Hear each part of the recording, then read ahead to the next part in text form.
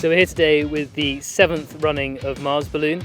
The team behind me are filling the balloon with helium at the moment. The balloon will take experiments to 30 kilometers in altitude, which simulates the conditions of Mars for these experiments. The balloon will be about 10.5 meters. It will float there for a while before it pops. We'll be tracking it using 2 different trackers, and then the experiments will descend under a parachute. We've now got 166 on the balloon. It's our largest balloon yet.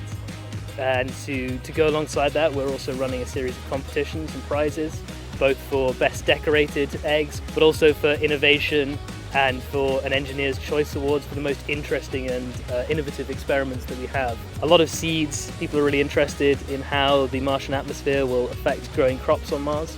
People sending batteries and memory sticks to see how the battery life will be affected by the cold temperatures and low pressures, whether the data on the memory sticks will be affected by radiation.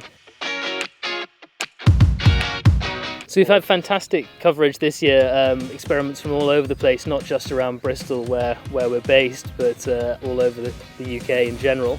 And it's really fascinating to see the different way that primary and secondary schools have got these really diverse ideas for what they send.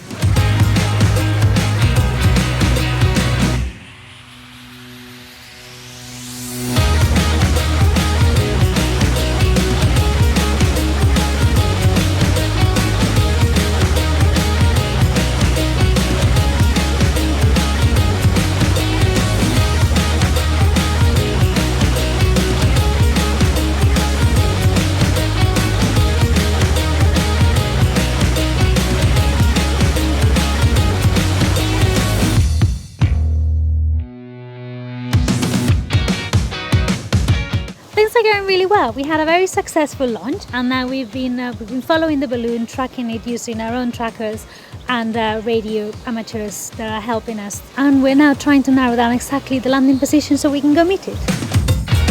STEM subjects are very important. We do have a shortage of scientists and engineers, and the stereotype of who is a scientist and engineer is very narrow. But hopefully something like this that shows that they can do it themselves brings it a lot closer, and is something they can be enthusiastic about and can join us in the future. We've just collected our experiments. We are outside Welton. We've just picked it up in one of the fields around here, and now we just need to take the experiments, send them back to the school so they can actually do their final analysis and then become citizen scientists.